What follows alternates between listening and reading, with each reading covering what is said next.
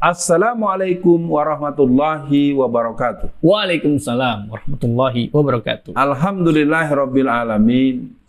Kelihatannya Bung kameramen mau menuju sesuatu setelah sekarang nih. Mau kemana ini? Bung Alfian nih suka nanya-nanya. Ya, Bung Alfian, ini ada berita dari Detik News. Selasa 6 September 2022. Ya, semoga Bung Alfian tidak kesel dengan judul beritanya. Drama Pinangki, vonis 10 tahun, disunat, dan kini bebas bersyarat. Edan. Keren banget ini orang. Jaksa Pinangki kini bebas bersyarat. Pinangki sebelumnya mendapat pemotongan hukuman dari 10 tahun menjadi 4 tahun.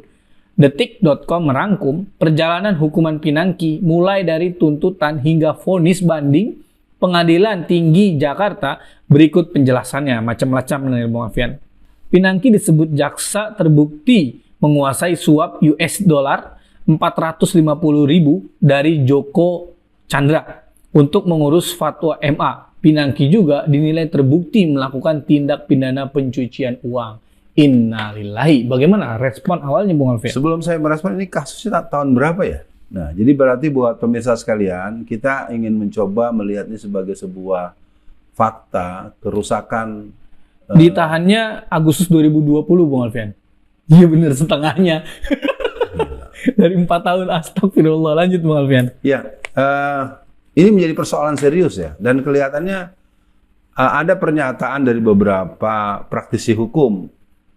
Jangan hanya melihat kerusakan di satu institusi ya. Katakanlah sekarang ada kasus yang terus-menerus mendera kepolisian. Yap. Nah, ini jadi catatan buat semua bahwa lembaga-lembaga hukum negeri kita ini memang berarti mengalami penyakit kronis yang komplikatif.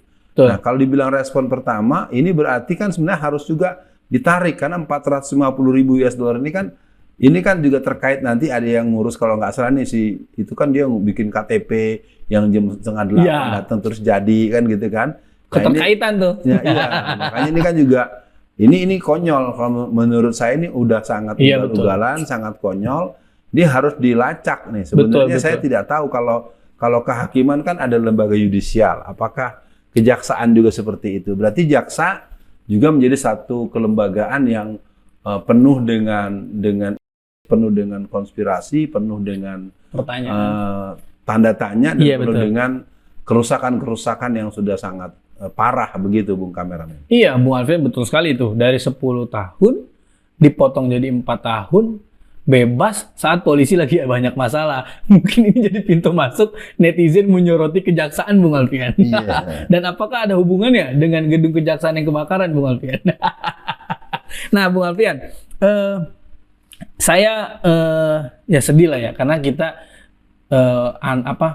warga atau kalangan ke bawah itu sering disikapi hukumnya berat, kriminalisasi, tapi kok sekelas ini bisa parah lah. Masa cuma 2 tahun tipikor loh Bung Alfian ya? Iya, betul. Nah, makanya tipikor 2 tahun lucu juga nah Bung Alfian. Tapi saya mau coba selidiki, bukan selidiki sih lah, ingin tanya Bung Alfian dari sisi yang lain.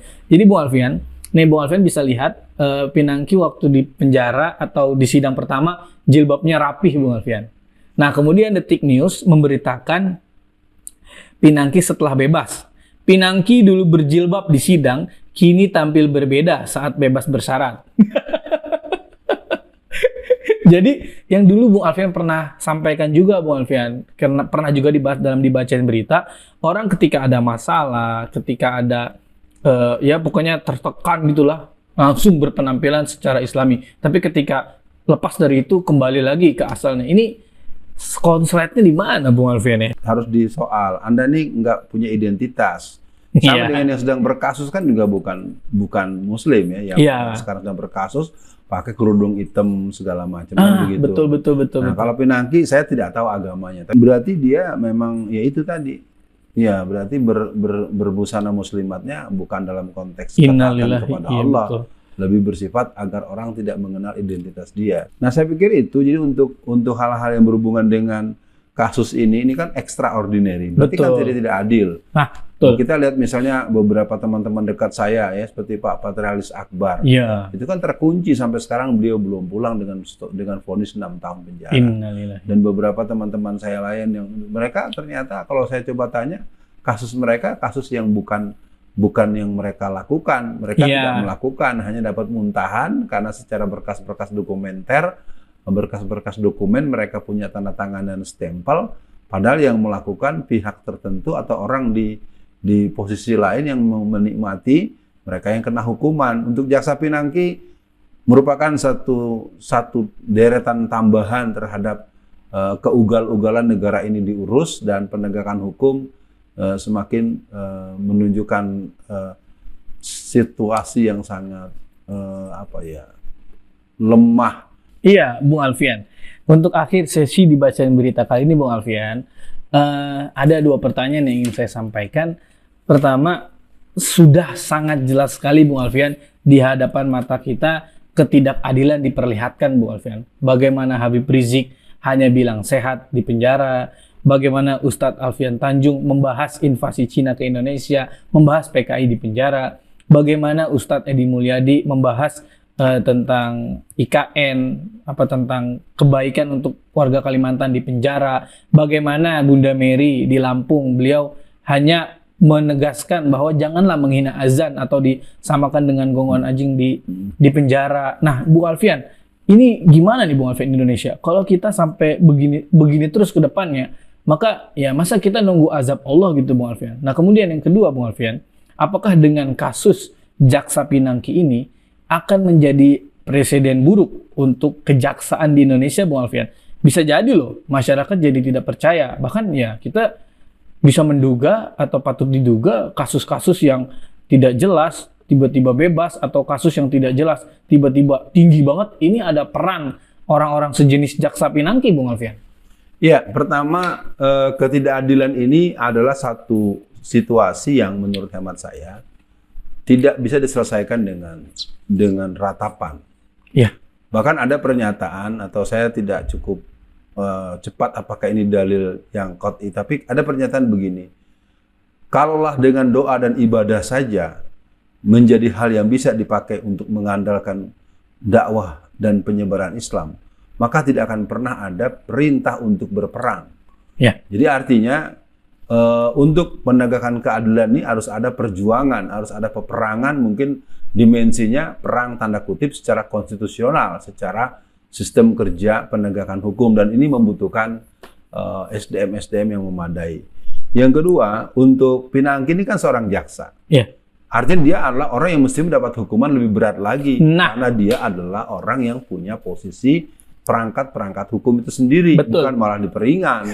Nah, ini juga akan jadi tanda tanya nih dengan kasus yang sedang heboh ini. Malah juga hawa-hawanya malah belum masuk penjara pun akan pulang duluan. Iya. Nah, jadi artinya dengan 2 persoalan tadi, untuk masalah penegakan keadilan kepada kaum muslimin, kepada pemuda Indonesia secara umum, Angkatan Muda Islam, mari kita mulai menyadari kita tidak akan pernah mendapatkan keadilan kalau kita tidak memegang kekuasaan. Yeah. Kita tidak akan memegang keadilan kalau kita tidak memiliki kekayaan.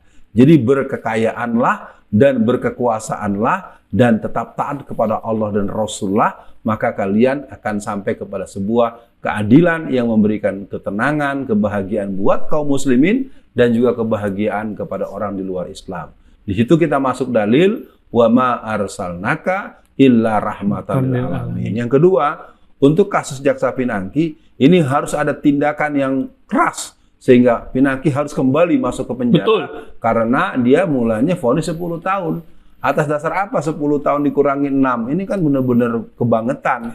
Dan ini kelihatannya keempat mungkin. Hah? 10 ke 4. Iya, 10 ke 4 kan potongannya 6 tahun. Betul gitu yang saya maksud. Iya.